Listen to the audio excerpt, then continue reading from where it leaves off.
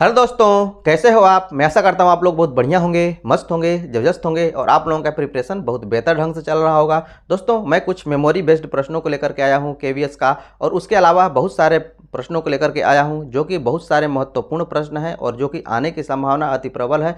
जो हमें कुछ मेमोरी बेस्ड प्रश्न मिल पाए हैं उनको लेकर के आया हूँ, और जो आने की संभावना है वैसे प्रश्नों को आज हम लोग करने वाले हैं। तो इस वीडियो में आप अंत तक बने रहिएगा, और यदि अभी तक चैनल को नहीं सब्सक्राइब किए हैं तो सब्सक्राइब कर लीजिएगा। चलिए, बहुत कम समय है तो हम लोग अधिक से अधिक प्रश्नों का रिवीजन कर रहे हैं ताकि हर तरह के प्रश्न हम लोग कर सकें और कोई भी प्रश्न न छूटे। तो चलिए हम लोग आज के कॉन्सेप्ट की ओर चलते हैं और कुछ प्रश्नों को देखते हैं जो कि पूछे जा सकते हैं और जो कि पूछे गए हैं। अब देखिए दोस्तों, आज के एग्जाम में 9 के विभाज्यता से भी आपको प्रश्न पूछे गए। एग्जैक्ट आपका नंबर मुझे तो पता नहीं है, लेकिन आपको 9 से विभाज्यता से प्रश्न पूछे गए। तो ऐसे प्रश्नों को आप कैसे बनाएंगे, आप जानते हैं? नहीं जानते हैं तो जान लीजिए। 9 का विभाज्यता का रूल कहता है कि यदि इनके अंकों का योग 9 से विभाज्य हो तो पूरी की पूरी संख्या क्या होती है, 9 से विभाज्य होती है। तो यहाँ पर इनके अंकों का योग कीजिएगा, तो अंकों का योग यहाँ पर कीजिएगा तो ध्यान दीजिए, 6 5 11, 11 7 18 हो जाएगा, और 18 7 कितना हो जाएगा आपका 25, और एक आपका 26 हो गया। ठीक है, ये आपका 26 हो जाएगा, और प्लस आपका यहाँ पर स्टार है। ये क्या होगा, 9 से विभाज्य होना चाहिए, तभी ये पूरी की पूरी संख्या क्या होगी, विभाज्य होगी। जब संख्याओं का योग 9 से विभाज्य हो तो पूरी की पूरी संख्या क्या होती है, 9 से विभाज्य होती है। यही विभाज्यता का नियम है। तो यहाँ पर इसे विभाज्य कीजिएगा, विभाज्य कीजिए। 9 तेरी 27, ये 3 बार में पूरा का पूरा कटेगा, 3 बार में पूरा का पूरा कटेगा। कब, जब 27 होगा। तो यहाँ पर इस स्टार के जगह पर कौन सी वैल्यू हो जो कि ये 27 हो जाए। तो यदि इस स्टार का वैल्यू यदि आपका 1 हो जाए तो 26 से कितना हो जाएगा, 27 हो जाएगा। जब 27 हो जाएगा तो ये क्या करेगा, 9 से पूरा का पूरा 3 बार में कट जाएगा। अर्थात यहाँ पर स्टार के बारे में आपसे पूछ रहा है कि स्टार का मान बताइए कि क्या होगा। तो स्टार का मान यहाँ पर ए होगा, और ऑप्शन नंबर इसका ए सही आंसर हो जाएगा। मैं ऐसा करता हूँ कि ये बात आपको समझ में आ रही है। ऐसे प्रश्न आपको पूछे गए। चलिए नेक्स्ट क्वेश्चन की ओर चलते हैं और देखते हैं। अब देखिए दोस्तों, ऐसे प्रश्न भी आपको पूछे गए थे, तो ऐसे प्रश्नों को आपको कैसे बनाना है। तो प्रश्न पहले देखिए क्या कह रहा है। ये कह रहा है कि x³ + 1 है, और बटा के यहाँ पर x + 1 है, और ये बराबर है x³ - 1 के, और बटा में x - 1 के। तो यहाँ पर x के बारे में पूछ रहा है कि x क्या होगा। तो ऐसे प्रश्नों को बनाना बाई ऑप्शन से बहुत ही आसानी से आप बना सकते हैं। यहाँ पर इनका वैल्यू पुट कीजिए और देखिए कि कौन दोनों साइड में संतुष्ट कर रहा है। जो संतुष्ट करेगा वही उसका सही आंसर होगा। -1 पे पुट कीजिएगा, यहाँ क्या आएगा, देखिए ये -1 हो जाएगा, और ये +1 0 हो जाएगा। हर कभी 0 हो नहीं सकता, तो इसलिए ऑप्शन नंबर ए हो नहीं सकता। 0 रखिएगा तो क्या आएगा, यहाँ पर यदि 0 रखिएगा, इसमें रखिए चाहे या फिर इसमें रखिए, तो यहाँ 0 रखिएगा तो 1/1 आएगा। इसमें भी 0 रखिएगा तो -1/-1 आपको 1 आया। तो यहाँ पर 0 ये हो सकता है। 1 रखने के बारे में बात करें तो ये भी क्या हो जाएगा, 1 में से 1 घटेगा, इसका हर क्या हो जाएगा, 0 हो जाएगा। तो ये हो नहीं सकता, इसलिए ऑप्शन नंबर सी हो नहीं सकता। अब डी के बारे में बात करें तो 2 रखिए, 2 रखिएगा तो यहाँ क्या आएगा, 2 रखिएगा तो 8 एक 9 आएगा। ठीक है ना, और 9 बटा के आपका यहाँ पर हो जाएगा 3, अर्थात यहाँ पर 3/1 हो गया। उसी तरह से इसमें आप रखिएगा 2, तो ये हो जाएगा 8, 8 में से 1 घटाइएगा 7 आएगा, और यहाँ पर कीजिएगा तो 1, तो क्या ये बराबर है, नहीं बराबर है। तो ऑप्शन नंबर डी भी आपका नहीं होगा, और ऑप्शन नंबर आपका बी सही आंसर हो जाएगा। मैं ऐसा करता हूं कि ऐसे प्रश्नों को आप ऐसे बनाए होंगे। चलिए नेक्स्ट क्वेश्चन की ओर चलते हैं और उनके कॉन्सेप्ट को सीखते हैं। अब देखिए दोस्तों, इकाई अंक के बारे में आपसे भी प्रश्न पूछा गया। तो इकाई अंक के प्रश्नों को आप कैसे बनाएंगे, आसान है, बहुत आसानी से आप बना सकते हैं। आप कॉन्सेप्ट को याद रखिए। क्या कॉन्सेप्ट को याद रखना है कि सिर्फ आपको इकाई अंक में इकाई अंक को ही ध्यान देना है, और यदि इकाई के स्थान पर आपका 0 1 5 और 6 मिल जाए तो ये हमेशा नो चेंज रहेंगे। इसमें आपको कोई परिवर्तन नहीं करना है, जैसे हैं वही उनका इकाई अंक होगा। यदि 0 मिल गया इकाई के स्थान पर तो 0 ही इकाई स्थान होगा। 5 चाहे कुछ भी हो जाए, 1 हो जाए तो 1 ही रहेगा, 5 हो जाए तो 5 ही रहेगा, और 6 हो जाए तो 6 ही हो जाएगा। ठीक है ना, इतनी बात आपको याद रखनी है। उसके बाद आपको क्या याद रखना है कि यहाँ पर देखिए, यहाँ पर क्या है, आपको 5 है तो इसका इकाई अंक 5 होगा। उसी तरह से यहाँ पर भी 5 है तो इसका इकाई अंक आपको 5 होगा। यहाँ पर 6 है तो 0 1 5 6 में से ही 6 है ना, तो ये भी क्या हो जाएगा, ये भी इसका भी इकाई अंक आपको 6 ही हो जाएगा। अब बात करते हैं यहाँ पर इसके अलावा जो नंबर है उनको आप कैसे निकालेंगे। तो कुछ नहीं करना है, यहाँ जो है ना इसमें आपको पावर में 10 से भाग 10 नहीं 4 से आपको भाग देना है। यहाँ पर आपको 4 से भाग देना है, चाहे पावर कितना हो बड़ा हो, आपसे उससे मतलब नहीं, सिर्फ उसके अंतिम 2 अंक में ही 4 से भाग देना है। जो आपको प्राप्त होगा वही प्राप्त होगा, चाहे बड़े अंक में आप भाग दें तो भी आपको वही प्राप्त होने वाला है। यहाँ पर आपको हमेशा 4 से भाग देना है, अभी नहीं, जब भी आपको पावर मिलेगा तो हमेशा आपको 4 से भाग देना है, जब यहाँ पर डिफरेंट नंबर हो तो। अब यहाँ पर 4 हो जाएगा। अब 4 से यहाँ पर जब भाग दीजिएगा तो ये 10 बार में जाएगा। यहाँ पर शेष आपको देखना है, जब भाग दीजिएगा तो शेष क्या बचेगा, जब शेष जो बचेगा ना, जो शेष बचेगा उसी को यहाँ पर इसका पावर बना लेना है। शेष को क्या करना है, जो इसका पावर है उसको बना लेना है, अर्थात जो यहाँ पे बेस है ना, इकाई अंक है ना, इसका जो पावर आपको बना लेना है, शेष को बना लेना है। तो यहाँ पर शेष कितना प्राप्त हो रहा है, 3 प्राप्त हो रहा है। अब बस इसी को आपको कैलकुलेट कर देना है और इकाई अंक आपको प्राप्त हो जाएगा। देखिए 5 से 5 क्या हो जाएंगे, कैंसिल हो जाएंगे। यहाँ पर हो जाएगा -6, यहाँ पर 4, इसका पावर 3, तो यहाँ पर इसे कैलकुलेट कीजिएगा, 4 के 16 और 16 चौके आपका 64 हो जाएगा। तो यहाँ पर आपको हुआ क्या, ये आपका माइनस नहीं बल्कि प्लस होगा, ठीक है। ये आपका 64 हो गया और 64 - 6 कीजिएगा तो आया क्या आपको 58। ये टोटल में 58 क्या है, ये जो 8 है क्या है, इकाई अंक है, अर्थात ये पूरे के पूरे को यदि हम लोग हल करेंगे तो इसका इकाई अंक क्या प्राप्त होगा, 8 प्राप्त होगा और ऑप्शन नंबर सी इसका सही आंसर हो जाएगा। मैं ऐसा करता हूँ कि इतनी बात आपको समझ में आ रही है, तो इसमें इतनी कॉन्सेप्ट आपको याद रखनी है। एक बात और भी आपको याद रखना है कि यदि यहाँ पर जो आप कर रहे हैं तो ये आपका 40 ही हो जाए, जो 43 था ना ये आपको 40 हो जाए, अर्थात 4 से पूरा का पूरा कट जाता और शेष यहाँ पर क्या हो जाता है, यदि 0 हो जाता है, यदि यहाँ पर इसका शेष क्या हो जाता है, 0 हो जाता तो उस स्थिति में आपको कुछ नहीं करना है। जो शेष आपको 0 यदि हो जाएगा ना तो आपको इसका जो पावर हम लोग लेते थे शेष ना, अब पावर हम लोग उसका शेष 0 नहीं रखेंगे। अब यहाँ पर जो इसका पावर बनाएंगे, जो 4 का पावर बनाएंगे, वो आपको जिससे भाग दे रहे हैं उसी को बनाएंगे। तो हम लोग भाग किससे देते हैं, 4 से, तो इसका जो पावर होगा हमेशा 4 होगा। ये बात आप समझ लीजिएगा और ये बात आपको याद रखना है कि यदि इसका जो शेष हो जाए 0 हो जाए, शेष क्या हो जाए, यदि 0 हो जाए तो जो उसका पावर है ना, जो पावर है किसको बनाएंगे, तो जो जिससे भाग दे रहे हैं उसी को आपको पावर बनाना है। हमेशा 4 से भाग देते हैं और जब भी आपको शेष 0 होगा तो हमेशा 4 उसका जो भी संख्या होगा उसका पावर आपको बना लेना है और उसी तरह से उसे भी कैलकुलेट करना है और आसानी से आप बना सकते हैं। मैं ऐसा करता हूँ कि ये सभी कॉन्सेप्ट आपको समझ में आ गए हैं, तो जब भी आपको 0 से सवालों को पूछे जाएंगे तो अब आप आसानी से बना लेंगे। चलिए नेक्स्ट क्वेश्चन की ओर चलते हैं। अब देखिए दोस्तों, एलसीएम एचसीएफ से भी आपके प्रश्न पूछे गए थे। ध्यान दीजिए, प्रश्न यहाँ पर क्या कह रहा है, दो संख्याओं एलसीएम और एचसीएफ के गुणनफल आपको यहाँ पर 24 है। आप जानते हैं कि संख्याओं अर्थात नंबर से यदि 2 हैं, यदि उनके गुणनफल के बारे में बात करें तो हमेशा उनके एलसीएम और एचसीएफ का गुणनफल उन संख्याओं के गुणनफल के बराबर होता है। इतनी बात आप तो जानते हैं। यहाँ पर कह रहा है कि दो संख्याओं एलसीएम और एचसीएफ का गुणनफल आपका 24 है, जो दो संख्याएं हैं, और दो संख्याओं का अंतर क्या है, आपको यहाँ पर 2 है। तो यदि एक संख्या मानकर चलिए कि x है, भली बात बांधकर चलिए कि x है, तो दूसरी संख्या क्या होगी, x - 2 होगी, ठीक है ना। क्यों, क्योंकि इनका जो है आपका अंतर है 2 का, तो यदि ये x है तो ये x - 2 है। और इनके गुणनफल के बारे में बात कर रहा है कि एलसीएम एचसीएफ का जो गुणनफल है, एलसीएम एचसीएफ का जो गुणनफल है वो आपको 24 है। तो एलसीएम एचसीएफ का गुणनफल तो इन संख्याओं के गुणनफल के बराबर होता है, अर्थात इनका गुणनफल क्या है, आपको 24 है। क्या कोई दिक्कत है? तो अब आप यहाँ पर इससे भी डायरेक्ट निकाल सकते हैं कि 24 को ऐसे 2 पार्ट में तोड़िए कि उनके बीच का 2 का अंतर हो, तो 6 चौके 24, 6 और 4 आपको होंगे, गुणा कीजिएगा 24 हो जाएगा। और यहाँ पर यदि 6 में से 2 को घटाते हैं तो आपको 4 प्राप्त होता है, अर्थात 6 और 4 आपको हैं, तो 6 और 4 के रूप में टूटेंगे। 6 और 4 कौन सा ऑप्शन है, ऑप्शन नंबर आपका सी है और यही इसका सही आंसर हो जाएगा। तो संख्याओं के बारे में आपसे पूछ रहा था और यही इसका सही आंसर हो जाएगा। अब कुछ इस तरह का भी प्रश्न आपसे पूछा गया था। ऐसे प्रश्नों को आप कैसे बनाएंगे, आसान है, ठीक है ना। 2018 में भी ऐसे प्रश्न पूछे गए थे। तो 84 का 25% करने का अर्थ क्या है, 1/4 प्लस 99 का यहाँ पर 44.44 कहने का अर्थ क्या है, ये आपको 4/9 के बराबर होता है, 44.44। और यहाँ पर बात कर रहा है कि ये वाट के बराबर है, तो इस वाट का वैल्यू बताइए कि क्या होगा। आसानी से आप बता सकते हैं, कैंसिल कीजिए, 21 बार में जाएगा, इससे कैंसिल कीजिए 11 बार में जाएगा, ये क्या हो जाएगा 11 हो जाएगा, ये आपको 44 हो जाएगा, 21 हो जाएगा और ये आपका 44 हो जाएगा और बराबर वाट हो जाएगा। इसे जोड़िएगा तो क्या आएगा 65 बराबर वाट आएगा। और 65 बराबर वाट कौन सा ऑप्शन है, ऑप्शन नंबर डी है और यही इसका सही आंसर हो जाएगा। मैं ऐसा करता हूं कि जब भी ऐसे प्रश्न मिलेंगे आप आसानी से बना लेंगे। ऐसा प्रश्न आपको 18 के एग्जाम में भी पूछा गया था।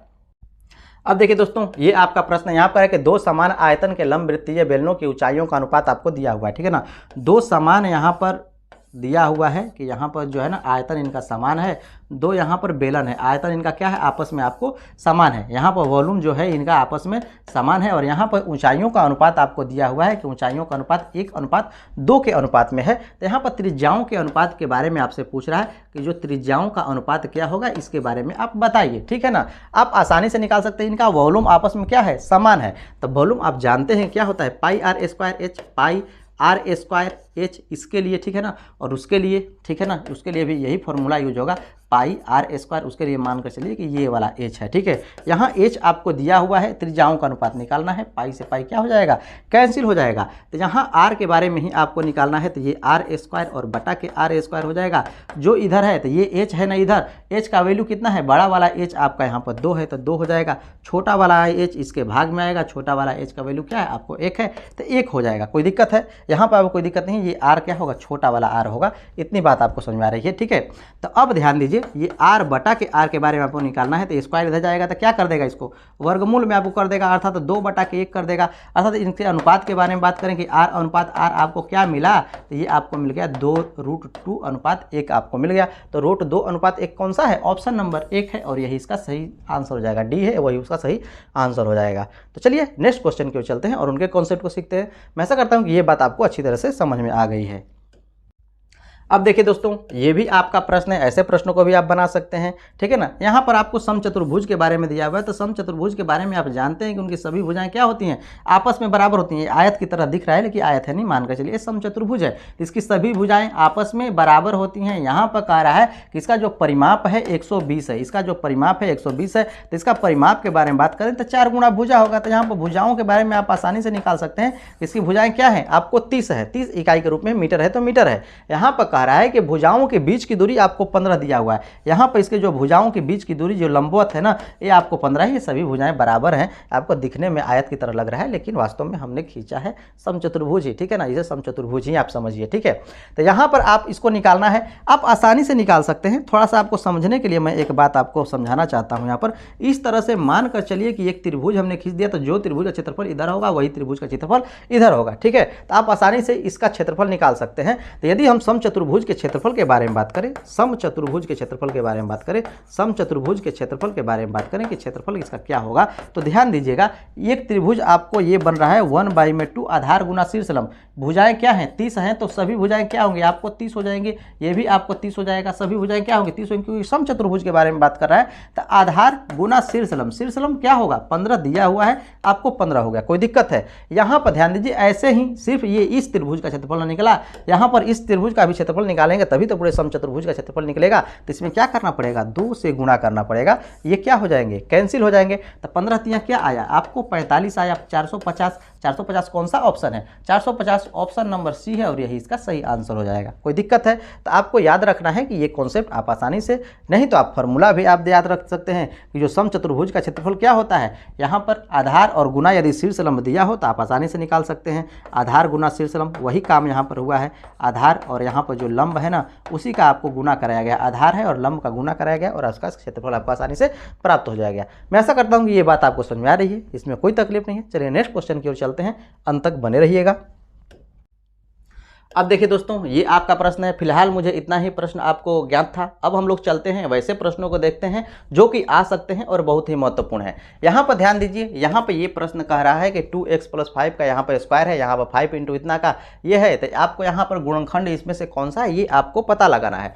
यहाँ पर ध्यान दीजिए, क्या यह x² + 5x ± 14 के रूप में नहीं है। ये जो काम कर रहा है आपका x का काम कर रहा है। ये क्या काम कर रहा है, आपको x का काम कर रहा है, और ये आपका x का भी काम कर रहा है, और यहाँ पर स्क्वायर है तो ये x² हो गया, ये आपका 5x हो गया, ठीक है ना, और ये आपको -14 है। ये आपको द्विघात समीकरण के रूप में है। ऐसे प्रश्नों को आप कैसे बनाएंगे, वही काम करेंगे जैसे द्विघात समीकरणों का आप बनाते हैं। तो यहाँ पर ध्यान दीजिए, ये x² की जगह पर टोटल 2x + 5 है, तो यहाँ पर जो भी ऑप्शन होगा उसमें आपको 2x + 5 होगा। तो यहाँ देखिए 2x - 5 है, ये हो नहीं सकता।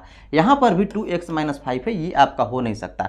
यहाँ 2x + 5 -7 है, यहाँ पर 2x 5 - 2 है। इसमें से कौन हो सकता है, तो गुणनखंड तोड़ने का आप तरीका जानते हैं कि जो यहाँ वाली संख्या है उसको ऐसे 2 पार्ट में तोड़ते हैं कि गुणा करें तो यहाँ के बराबर आए, गुणा करें तो इसके बराबर आए, और यदि हम लोग जोड़े या घटाएं तो जो यहाँ है इसके साइन के साथ ये संख्या आपको आए।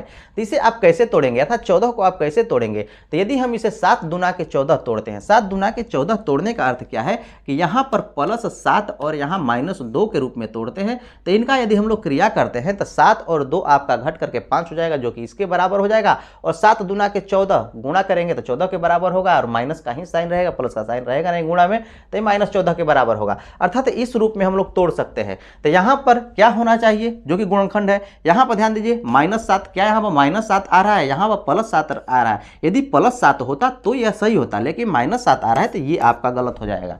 यहाँ ऑप्शन नंबर डी के बारे में बात करें तो ऑप्शन नंबर डी देखिए 2x + 5y, ठीक है, और -2 है, जो कि 2 क्या है, माइनस ही होना चाहिए। 2 क्या है, आपको माइनस ही होना चाहिए, तो ऑप्शन नंबर डी इसका सही आंसर हो जाएगा। मैं ऐसा करता हूं कि ये बात आपको समझ में आ रही है, इसमें आपको कोई तकलीफ है नहीं, तो इस तरह भी बना सकते हैं कि इसको आप मान सकते हैं x और इसको मान सकते हैं आप x, ठीक है ना, और इसको x के रूप में तोड़ सकते हैं और पुनः उसका वैल्यू पुट करके आप आसानी से बना सकते हैं। तो ऐसे भी बना सकते हैं, और नहीं तो ये बात तो आप जानते ही हैं कि आप कैसे इसे बनाना चाहते हैं, इस तरह भी आप बना सकते हैं। जैसे आपको दिया हुआ है कि ये 2x + आपका 5y है, ठीक है ना, तो ये आपका x का काम कर रहा है, ठीक है ना, ये आपका x² काम कर रहा है, और +5 है। तो 5 को क्या क्या लिख सकते हैं, जैसे मैंने आपको बताया है कि इसे हम लोग लिख सकते हैं कि +7, x का वैल्यू आपको जानते हैं कि ये 2x + 5y है, और माइनस आपको 2 रखना है, 2x का वैल्यू आपको 2x और +5y ही रखना है, और माइनस आपको 14 रखना है। इसी को कैलकुलेट कर लेना है। कैलकुलेट कीजिएगा तो ये दोनों क्या है, कॉमन है, तो 2x + 5y क्या हो जाएंगे, आपको कॉमन हो जाएंगे, ठीक है ना। 2x + 5y इसमें क्या होंगे, आपको कॉमन होंगे, तो बचेगा क्या, बचेगा यहाँ पर क्या, यहाँ पर 2x + 5y एक बचे क्योंकि स्क्वायर है, तो ये आपको 2x + 5y हो जाएगा, और यहाँ पर क्या बचेगा, आपका 7 बचेगा, तो 7 हो गया। उसी तरह से इसमें भी आपको कॉमन है, क्या कॉमन है, यहाँ पर 2 है, वहाँ पर 2 है, तो आपको -2 क्या कर लेना है, कॉमन ले लेना है। अब -2 कॉमन ले लीजिएगा तो यहाँ पर क्या बचेगा, यहाँ पर क्या बचेगा, ध्यान दीजिए, यहाँ पर आपको 2x + 5y बचेगा, और यहाँ पर क्या बचेगा, आपका 7 बच जाएगा। अब इन दोनों में ये क्या है, आपको कॉमन है, ये दोनों में क्या है, आपको ये वाला कॉमन है, तो इसे आप कॉमन निकाल लीजिए। तो ये आपको 2x + 5y और +7 हो जाएगा, और यहाँ पर इसमें अब कॉमन क्या हो जाएगा, ये है, ये बात है, और ये आपको -2 है, अर्थात यहाँ पर क्या हो जाएगा, यहाँ पर 2x + 5y और माइनस आपका 2 हो जाएगा। यही आपका गुणनखंड के रूप में प्राप्त हुआ। तो इसमें से कौन सा ये है, ये क्या +7 है, +7 है, प्लस के रूप में सभी नहीं है, तो यही वाला ऑप्शन था, जो कि ऑप्शन नंबर डी है, और यही इसका सही आंसर हो जाएगा। तो इतना कुछ आपको करने की जरूरत नहीं है, इस तरह से आप आसानी से निकाल सकते हैं। चलिए नेक्स्ट क्वेश्चन की ओर चलते हैं और उनके कॉन्सेप्ट को सीखते हैं। अब देखिए दोस्तों, यदि ऐसा भी प्रश्न आपसे पूछ देता तो भी आप आसानी से बना सकते थे। कैसे बनाएंगे, यहाँ पर है 16 है, इसको ऐसे तोड़ेंगे कि जोड़ेंगे तो इतना प्राप्त हो, तो आप कैसे तोड़ेंगे, इसे आप 4 के रूप में तोड़ेंगे, तो यहाँ पर क्या आएगा, आपको यहाँ 4 और 4 के रूप में आएगा, दोनों आपका प्लस में होगा, क्योंकि यहाँ पर भी प्लस है, यहाँ भी प्लस है। उसी तरह से इसको आप तोड़ेंगे तो इसको ऐसे पार्ट में तोड़ेंगे कि गुणा करें तो आपको 20 के बराबर आए, और जोड़े तो 9x के बराबर आए। तो कैसे तोड़ सकते हैं, 5 के रूप में तोड़ेंगे और आपको 4 के रूप में तोड़ेंगे, कोई दिक्कत है, इतना बात आप समझ चुके हैं। अब आपको यदि इतना के रूप में तोड़ेंगे तो इसका क्या गुणनखंड प्राप्त होगा, आपको x + 5 होगा, और इसका गुणनखंड आपको x + 4 हो जाएगा, ठीक है। और उसी तरह से यहाँ पर इसके गुणनखंड के बारे में बात करें तो ये आपको x + 4 के ही रूप में टूटेंगे, क्योंकि दोनों के आ रहे हैं, 4 ही आ रहे हैं। यहाँ पर इसके कॉमन के बारे में बात करें, कॉमन गुणनखंड क्या है, x + 4 इसमें भी है, x + 4 इसमें भी है, तो ऑप्शन नंबर 20 का सही आंसर हो जाएगा। ऐसे प्रश्नों को आपको ऐसे बनाना है। चलिए नेक्स्ट क्वेश्चन की ओर चलते हैं और उनके कॉन्सेप्ट को सीखते हैं। अब देखिए दोस्तों, ये आपका प्रश्न है, इसे भी आप आसानी से बना सकते हैं, उसी तरह से बना सकते हैं। यहाँ पर ऐसे तोड़िए कि गुणा करें तो यहाँ पर +18 आए, और जोड़िए घटाए तो -11 है। कैसे तोड़ेंगे, इसको तोड़ पाएंगे आप 9 और 2 के रूप में, -9 और -2 के रूप में तोड़ पाएंगे। तो इसके गुणनखंड के बारे में बात करें तो इसका गुणनखंड क्या होगा, x - 9 हो जाएगा और x - 2 हो जाएगा। क्या कोई दिक्कत है, यहाँ पर आपको इसका गुणनखंड प्राप्त हो गया। उसी तरह से यहाँ पर इसके गुणनखंड के बारे में बात करें तो 9 8 है 72 हो जाएगा, -9 + 8, तो यहाँ पर जो साइन होना चाहिए नहीं, आपको माइनस होना चाहिए। तो इसे आप तोड़ सकते हैं, -9 और +8 के रूप में आप तोड़ सकते हैं। तो इसके गुणनखंड के रूप में लिखिएगा तब x - 9 हो जाएगा और x + आपका 8 हो जाएगा। इनको आप जोड़िए घटाइएगा तो ये -x के बराबर होगा, और इनको आप गुणा कीजिएगा तब -72 होगा, वहां पर प्लस आपका हो गया था। अब इनमें आपको कॉमन के बारे में पूछ रहा है कि कॉमन गुणनखंड कौन सा है, आप आसानी से बना सकते हैं। दोनों में कॉमन क्या है, x - 9 है, x - 9 कहाँ कॉमन है, ऑप्शन नंबर डी है, x - 9 ये ऑप्शन नंबर डी है, और यही इसका सही आंसर हो जाएगा। मैं ऐसा करता हूं कि अब ये बात आसानी समझ में आ गई है। चलिए नेक्स्ट क्वेश्चन की ओर चलते हैं, और बहुत ही सभी महत्वपूर्ण है आपके एग्जाम की दृष्टि से। तो चलिए हम लोग अगले प्रश्न की ओर चलते हैं और उनके कॉन्सेप्ट को सीखते हैं। अब देखिए दोस्तों, ऐसे प्रश्न भी आपसे पूछे जा सकते हैं, तो ऐसे प्रश्नों को आप कैसे बनाएंगे देखते ही बना सकते हैं। ठीक है, कैसे बनाएंगे, जब यहाँ पर x का वैल्यू दिया हो और यहाँ वाली जो वैल्यू है इसी की तरह हो, ठीक है ना, अर्थात एक कम हो या फिर एक अधिक हो। यदि बराबर हो तो उसका कॉन्सेप्ट अलग होगा। यहाँ पर यदि एक कम या एक अधिक हो तो उसके लिए आप कैसे बनाएंगे, यहाँ वाली जो भी जितने भी आप देख रहे हैं सभी गुणांक क्या है, यहाँ पर आपको इससे एक अधिक है। तो ऐसे प्रश्नों को आपको बनाने के लिए कुछ नहीं करना है, जो आपका यहाँ वैल्यू दिया है और जो सबसे लास्ट में कॉन्स्टेंट दिया है उसी को आपको इनका योग कर दीजिए, अंतर कर दीजिए। यहाँ पर अंतर है तो अंतर कीजिए, यदि योग है तो योग कीजिए। तो यहाँ पर वैल्यू क्या है 7 है, तो यहाँ पर क्या करना पड़ेगा, आपको अंतर करना पड़ेगा 1 का। यदि वहाँ पर +1 होता तो हम लोग योग करते, यदि यहाँ पर +17 होता तो +17 करते, -17 होता -17 करते। यहाँ पर करेंगे तो क्या आपको मिलेगा -6, और इसका आंसर जो होने वाला है आपको -6, ऑप्शन नंबर डी। ठीक है, यही इसका आंसर होने वाला है। यदि ये बात आपको नहीं समझ में आ रही है, चलिए हम इसको समझाने का प्रयास करते हैं, फुल डिटेल में इसका हम लोग एनालिसिस करते हैं। यहाँ पर ध्यान दीजिए, x के पावर 5 है और ये क्या है 8x के पावर 4 है। ये क्या है आपको 8x के पावर आपका 4 है। तो आप इसे कैसे बनाएंगे, आप ध्यान दीजिए, इसे हम लोग चाहें तो ये तो x के पावर 5 है ही, यहाँ पर माइनस है 8x के पावर 4 को क्या लिख सकते हैं, लिख सकते हैं ना 7x के पावर 4 लिख सकते हैं। लेकिन एक अभी आपको बचेगा, यहाँ पर x के पावर 4 क्या होगा, एक और बच जाएगा। उसी तरह से इसके बारे में बात करें तो इसको हम लोग क्या लिख सकते हैं, उसी तरह से इसको भी लिख सकते हैं 7x के पावर 3 लिख सकते हैं, और आपको यहाँ पर x के पावर 3 लिख सकते हैं। ऐसा क्यों कर रहे हैं, यहाँ पर ध्यान दीजिए, यहाँ पर x के पावर 5 है, यहाँ पर क्या है x के पावर 4 है, तो यहाँ 7 है, यहाँ पर x के पावर 4 है, तो यहाँ 7x का वैल्यू है तो x इंटू x के पावर 4 x के पावर 5 हो जाएगा। इसलिए हम लोग ऐसा यहाँ पर कर रहे हैं, तो इसे हम लोग इस तरह से लिख सकते हैं। उसी तरह से यहाँ पर बात करें तो ये 7x² लिख सकते हैं, और यहाँ पर माइनस आपको x² लिख सकते हैं। उसी तरह से इसके बारे में हम लोग बात करें तो इसको भी हम लोग वही काम कर सकते हैं, इसको 7x और प्लस आपको x यहाँ पर लिख सकते हैं, और अंत में माइनस है तो माइनस आपको यहाँ पर रख लेना है। कोई दिक्कत है, यहाँ तक मैं आशा करता हूँ कोई आपको दिक्कत नहीं होने वाली है। अब चलिए इसको हम लोग क्या करेंगे, कैंसिल करेंगे। कैसे कैंसिल करेंगे, यह x के पावर 5 है, ये 7 क्या है x के बराबर है, 7 क्या है आपको x के बराबर है, तो यह x इंटू x के पावर 4 क्या हो जाएगा, x के पावर 5, और ये प्लस है माइनस आपस में कैंसिल। उसी तरह से यहाँ बात करें तो ये x के पावर 4 है, यह 7 क्या है x है ना, तो x इंटू x के पावर 3 x के पावर 4 हो जाएगा, और ये क्या हो गया माइनस प्लस है, इससे कैंसिल हो जाएगा। उसी तरह से ये x के पावर 3 है, ये x के पावर 2 है, तो ये क्या है x का काम कर रहा है ना, तो ये भी क्या हो जाएगा x के पावर 3 हो जाएगा, और ये प्लस है माइनस, तो ये भी कैंसिल। उसी तरह से यहाँ पर बात करें तो यह x है, ये माइनस है, ये प्लस है, ये भी x का काम कर रहा है। ठीक है ना, 7 क्या होगा x का काम करेगा, x² होगा, और इससे ये भी आपको कैंसिल। अब अंतिम में आपके पास बचा क्या, x-1 आपके पास बचा, x-1 बचा। अब x का वैल्यू आपको दिया हुआ है कि 7 है, तो -1 कीजिएगा और 6 आएगा, और ऑप्शन नंबर डी इसका सही आंसर हो जाएगा। मैं ऐसा करता हूं कि ये प्रश्न आपको अच्छी तरह समझ में आ गया होगा, इसमें आपको कोई तकलीफ नहीं है। तो चलिए नेक्स्ट क्वेश्चन को देखते हैं और उसे आप बना करके देखिए। अब देखिए दोस्तों, ये आपका प्रश्न है और मैं आशा करता हूं कि इसे आप आसानी से बना लेंगे, तो इसे आप जरूर आसानी से बना लीजिएगा और इसका आंसर जो होगा उसे कमेंट कीजिएगा। चलिए हम नेक्स्ट क्वेश्चन की ओर चलते हैं और उनके कॉन्सेप्ट को देखते हैं। अब देखिए दोस्तों, जैसे ये आपका क्वेश्चन है, अब ऐसा प्रश्न आपको पूछ दे तो भी आप आसानी से बना सकते हैं। यहाँ पर x का वैल्यू 11 है, और यहाँ पर देखिए दोनों क्या है, इसके कोफिशिएंट आपको बराबर हैं, तो ऐसा में कुछ नहीं करना है। यहाँ जो x का वैल्यू है ना, इसके लास्ट वाले में पुट कर दीजिए, 11 का स्क्वायर हो जाएगा, ये 121 होगा। ऑप्शन नंबर आपका यहाँ पर डी सही आंसर हो जाएगा। ठीक है, यहाँ पर 121। और यदि आप इसे सोल्व करना चाहते हैं तो सोल्व भी कर सकते हैं। कैसे कर सकते हैं, आप जानते हैं कि ये आपका x³ है, तो ये आपका x³ हो गया। ये क्या काम करेगा, x का काम करेगा, तो ये भी क्या हो जाएगा आपको x³ ही हो जाएगा। और यहाँ पर क्या बचेगा x², ये दोनों क्या हो जाएंगे, कैंसिल हो जाएंगे। और ये x² है, इसमें आप वैल्यू पिट कीजिए, x² कर लीजिएगा, अर्थात यहाँ क्या हो जाएगा 121, और ऑप्शन नंबर डी इसका सही आंसर हो जाएगा। तो ऐसे प्रश्नों को अब आप आसानी से बना लेंगे। चलिए अलग तरह के प्रश्नों को हम लोग देखते हैं। अब देखिए दोस्तों, ऐसे प्रश्न भी आपसे पूछे जा सकते हैं। ऐसे प्रश्नों को आप कैसे बनाएंगे, देखने में तो बहुत बड़ा है लेकिन बहुत ही आसानी से बनेंगे। ठीक है ना।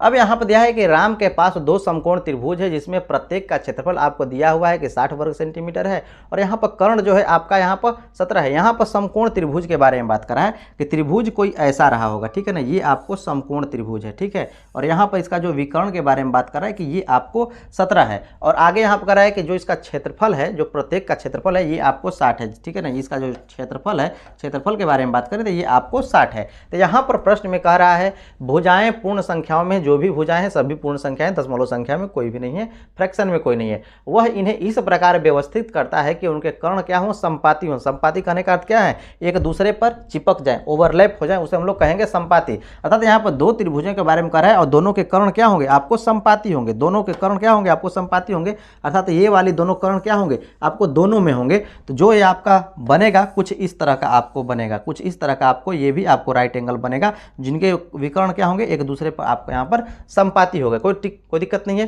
तथा यहाँ पर परिणामी आकृति एक आयत बन रही है, ठीक है ना। यहाँ पर क्या हो रही है, आपको आयत बन रही है, ये भुजा इसके इस भुजा के बराबर आपको दिख रही है और ये भुजा आपको इस भुजा के बराबर आपको दिख रही है, ये सभी आयत बन रहे हैं। तो इस प्रकार बने आयत का परिणाम क्या होगा, परिमाप क्या होगा, इसके बारे में पूछ रहा है, अर्थात चारों भुजाओं का योग क्या होगा, इसके बारे में बताइए। यहाँ पर ध्यान दीजिए, ये जो आयत के बारे में बात करें तो इसकी सबसे बड़ी भुजा आपको 17 है। सबसे बड़ी भुजा क्या है, आपको 17 है। तो यदि आप ट्रिपलेट का क्लास नहीं किए हैं तो मैंने आपको बताया है कि बड़ी भुजा से छोटी भुजा को निकालने का ट्रिपलेट, और इन्हें याद रखने के बारे में भी मैंने आपको बात किया है, और छोटी से बड़ी की ओर आपको निकालना हो तो भी मैंने आपको बात किया है। तो यहाँ पर 17 यदि कोई बड़ी भुजा हो तो यहाँ पर जो इसके ट्रिपलेट होते हैं 8 और 15 होते हैं, 8, 15 और 17 इसके ट्रिपलेट होते हैं। यदि एक भुजा 8 हो, दूसरी भुजा 15 हो तो तीसरी भुजा आपको 17 प्राप्त होती है। जब ये 8 हो जाएगा, ये 15 हो जाएगा, तो ये क्या होगा, इसके सामने वाला ये भी 8 हो जाएगा और इसके सामने वाला ये भी 15 हो जाएगा, और इसी का आपको यहाँ पर निकालना है कि इसका जो परिमाप है क्या होगा।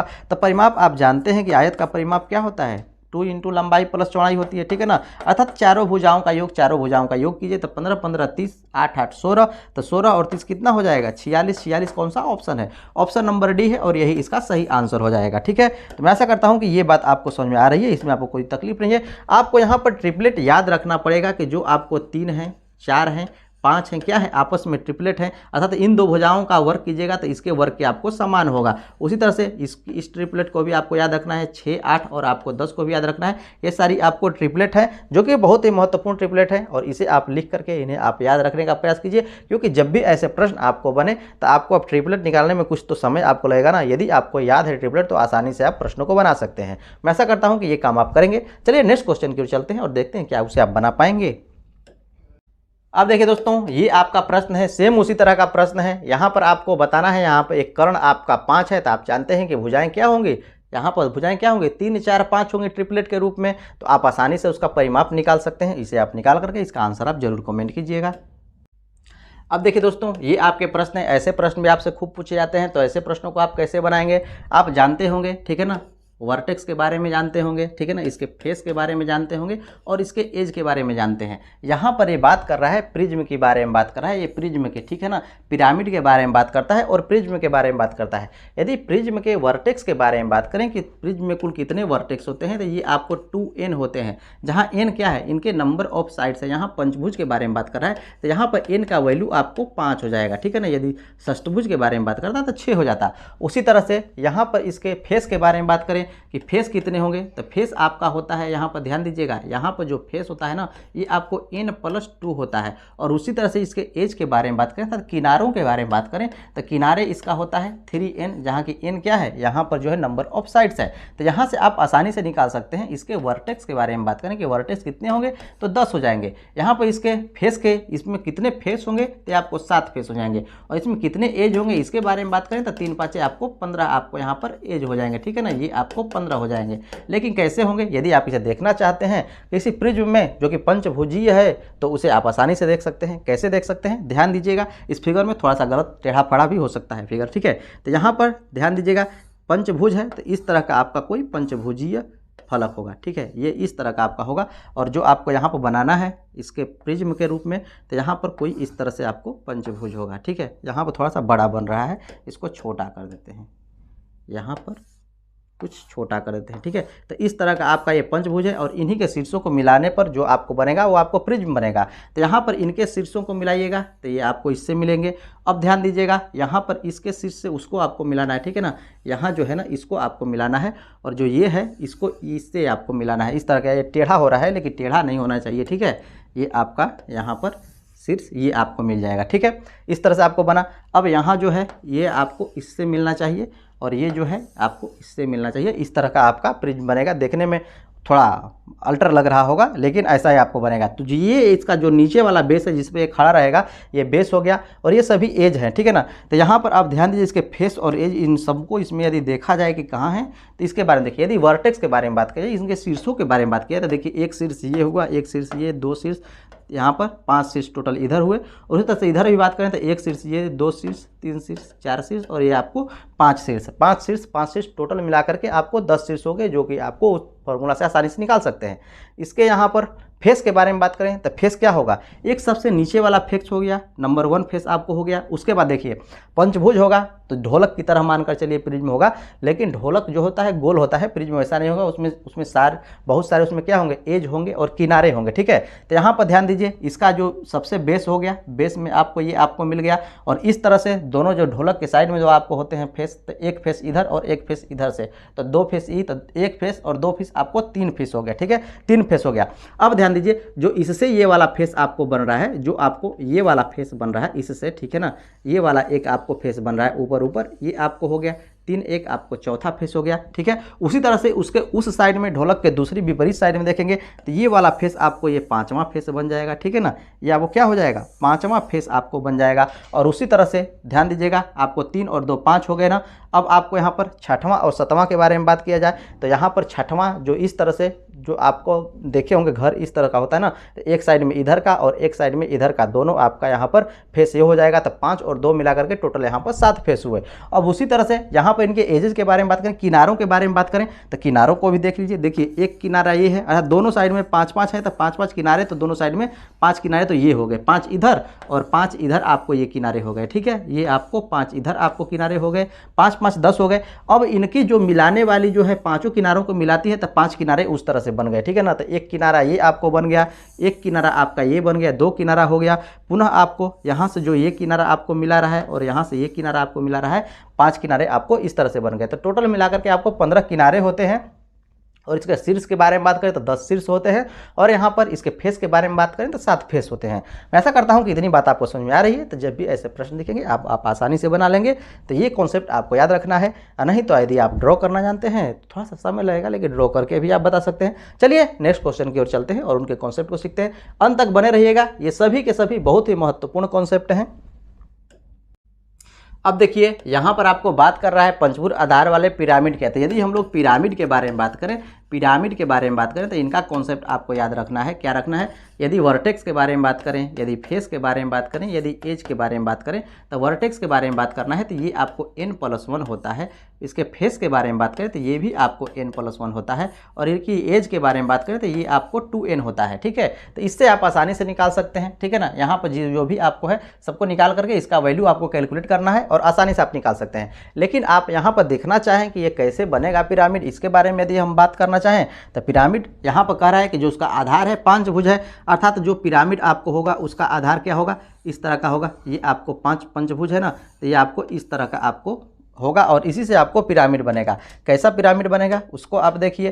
तो यहाँ से ध्यान दीजिए, इस तरह से वो क्या होगा, आसमान में जाएगा जो कि मिलेगा। तो यहाँ से ये भी जाएगा, यहाँ से ये भी जाएगा, और इस तरह से मिल करके क्या बना, एक आपको पिरामिड बना। मैं ऐसा करता हूँ कि इतनी बात आपको समझ में आ रही है। तो इसमें यदि हम लोग बात करें एज के बारे में, फेस के बारे में, तो कितने फेस होंगे, तो ध्यान दीजिएगा यहाँ पर आप एज फेस सब निकाल सकते हैं, ठीक है ना। तो यहाँ पर एज के बारे में बात करें अर्थात किनारों के बारे में, तो 1 किनारा, 2 किनारा, 3 किनारा, 4 किनारा, 5 किनारा। 5 तो जो ऊपर जा रहे हैं वो किनारा 5 हो गया। उसके अलावा 5 किनारे जो कि पंचभुज है, तो उसका जो बेस में किनारे हैं वो 5 किनारे। तो टोटल कितने हुए आपको यहाँ पर 10 हुए। टोटल इसमें कितना हुआ, 10 हुआ किनारा। उसी तरह से यहाँ पर इसके फेस के बारे में बात करेंगे, फेस कितने होंगे। तो फेस देखिए उसके जो बेसमेंट पे होगा, जो जमीन पर होगा, जिससे वो ऊपर की ओर खड़ा होगा, ठीक है ना, मंदिर की तरह जो ऊपर होता है ना नोक, उस तरह से यदि खड़ा होगा तो इसका ये बेस है। तो बेस में एक फेस ये हो गया, उसके बाद एक फेस ये हो गया, एक फेस ये हो गया, एक फेस ये हो गया, और उससे पार आपको एक फेस, अर्थात 5 भुजाओं से बना हुआ है, तो 5 फेस आपको इधर से आपको बन गए, और एक फेस सबसे नीचे। तो टोटल फेस के बारे में बात करें तो फेस कितना हो जाएगा आपको, 6 हो जाएगा, ठीक है।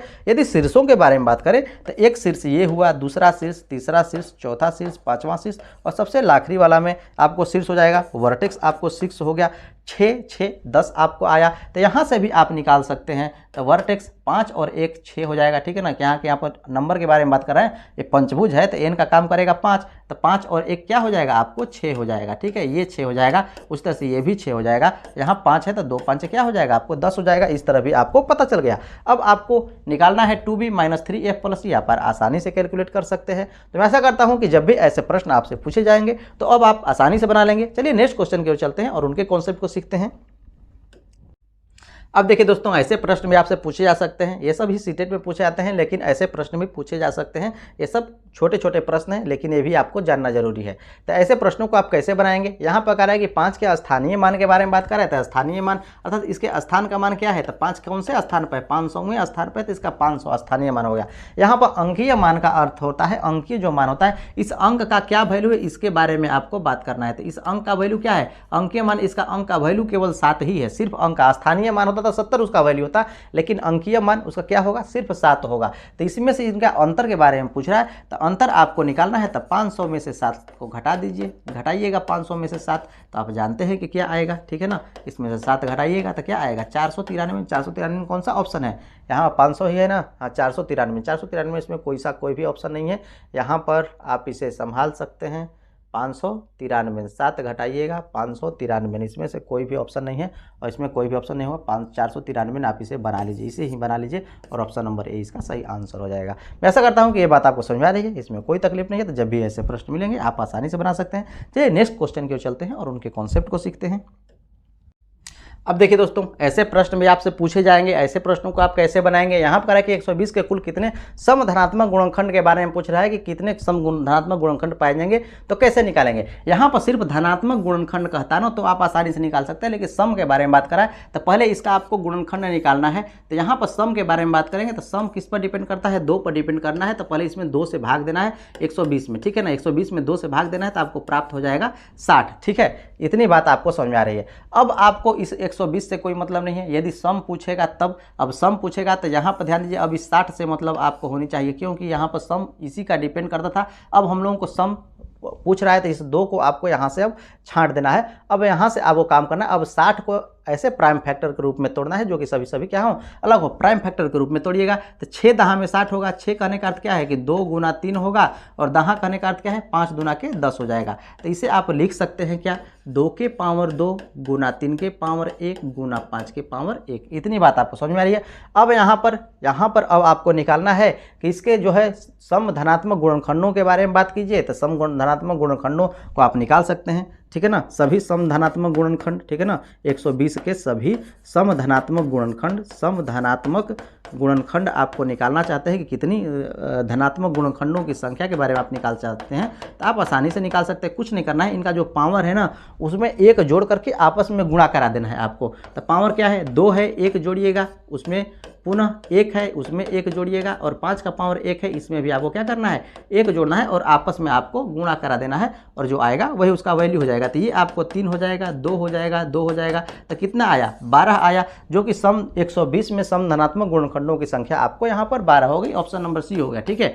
लेकिन यदि यहीं पर आपसे ये पूछ देता, यदि यहीं पर आपसे ये पूछता कि 120 के कुल कितने धनात्मक गुणनखंड हैं ये आप बताइए, तो आपको यहाँ बस इतना ही काम नहीं करना है। अब आपको इसमें 2 भी शामिल हो जाएगा। 2 भी क्या होगा आपको शामिल होगा, जो कि 2 को हम लोग बाहर कर देते। सिर्फ आपको यहाँ पर 60 के बारे में हम लोग पता लगाए थे, क्योंकि 2 इस पर डिपेंड करता है। तो सम धनात्मक के बारे में पूछ रहा था, आपको इतना इस तरह से करना है। लेकिन यहाँ पर आपको 2 भी जब शामिल होता और उस स्थिति में पूछता कि सभी धनात्मक गुणनखंड, यहाँ पर सम नहीं सभी के बारे में पूछता, तो आप कैसे निकालते। तो पुनः उसी 120 को प्राइम फैक्टर के रूप में आपको तोड़ना है। पुनः क्या करना है 120 को प्राइम फैक्टर के रूप में तोड़ना है।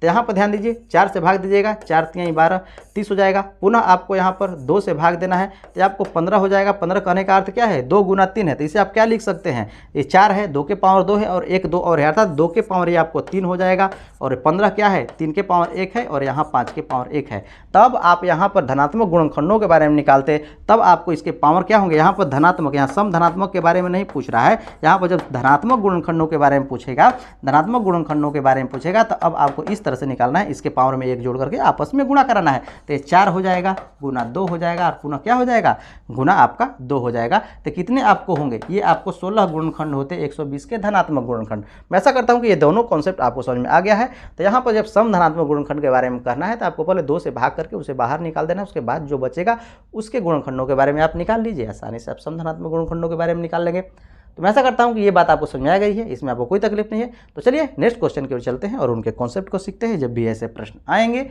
आपको इसी तरह से इसे बनाना है। अब देखिए दोस्तों, ये आपका कॉन्सेप्ट है, ठीक है ना, ज्योमेट्री का। यदि आप ये जानते हैं तो सिर्फ देखते हैं इसे बना सकते हैं। और आप जानते हैं, यहाँ पूछ रहा है कि चक्रीय चतुर्भुज के सम्मुख कोणों का योग क्या होगा। तो चक्रीय चतुर्भुज क्या होता है, जो वृत्त के अंदर स्थित होता है, उसके बारे में यहाँ पर है। तो चक्रीय चतुर्भुज के बारे में पूछ रहा है कि उसके सम्मुख कोण, तो सम्मुख कोण क्या होते हैं, आमने सामने के कोण क्या होते हैं, आपको सम्मुख कोण कहलाते हैं। तो आप जानते हैं कि चक्रीय चतुर्भुज के सम्मुख कोणों का योग हमेशा क्या होता है, 180 डिग्री के बराबर होता है। और ऑप्शन नंबर 20 का सही आंसर हो जाएगा। यदि नहीं जानते हैं तो ये बात आप याद रख लीजिए, ये बहुत ही कॉन्सेप्ट वाली बात है। चलिए नेक्स्ट क्वेश्चन की ओर चलते हैं, ऐसे ही प्रश्नों को देखते हैं। यदि अभी तक नहीं सब्सक्राइब किया तो सब्सक्राइब कर लीजिएगा और अंत तक जरूर रहिएगा, ये सभी के सभी काफ़ी महत्वपूर्ण आपको प्रश्न है। अब देखिए दोस्तों, ये भी आपको कॉन्सेप्चुअल ही प्रश्न है, तो आपको नहीं पता है तो आपको पता होना चाहिए। यहाँ पर कह रहा है किसी वृत्त के बारे में आपको कह रहा है, और ये वृत्त के बारे में कह रहा है ना कि यदि एक अर्धवृत्त में ए और सी क्या है, व्यास का काम कर रहे हैं। ए और सी क्या काम कर रहे हैं, आपको ये व्यास के काम कर रहे हैं। और यहाँ पर बी कोई पॉइंट है, बी कोई क्या आपको पॉइंट है, और यहाँ पर इसको मिलाने वाली रेखा के बारे में बात करें। और यहाँ पर जो बी पॉइंट है ना, इसके कोण के बारे में आपसे पूछ रहा है कि ए बी सी जो कोण होगा ना, ये वाला जो कोण होगा ये क्या होगा। तो आप नहीं जानते हैं तो जान लीजिए कि अर्धवृत्त का कोण हमेशा क्या होता है, समकोण होता है। अर्थात यहाँ पर हम लोग यहाँ से जो हम लोग यहाँ पर कोण खींचते हैं, तो वृत्त के चाहे किसी भी साइड में हम लोग ये कोण खींच ले, हमेशा क्या आपको प्राप्त होने वाला है, समकोण ही प्राप्त होने वाला है। जब ये आपको व्यास का काम करेगा तो यहाँ से भी यदि हम लोग इसको कोण बनाए तो ये भी कोण क्या होगा, समकोण ही होगा। यहाँ से हम लोग बनाए इस तरह से इसका कोण, तो ये भी कोण क्या होता है, हमेशा समकोण होता है। यहाँ से हम लोग इस तरह से इसे कोण यदि हम लोग बनाए तो ये भी कोण आपको हमेशा समकोण ही होता है। यदि हम यहां से अर्धवृत्त का कोण इस साइड में भी बना लें तो भी ये कोण क्या होता है, आपको समकोण ही होता है। तो ये कॉन्सेप्ट आपको हमेशा याद रखना है कि अर्धवृत्त का कोण क्या होता है, समकोण होता है। ऐसे प्रश्न भी आपको पूछे जा सकते हैं। तो यहां पर ऑप्शन नंबर सी और यही इसका सही आंसर हो जाएगा। मैं ऐसा करता हूं कि ये कॉन्सेप्ट आपको समझ में आ रही है, इसमें कोई तकलीफ नहीं है। चलिए नेक्स्ट क्वेश्चन की ओर चलते हैं और उनके कॉन्सेप्ट को सीखते हैं।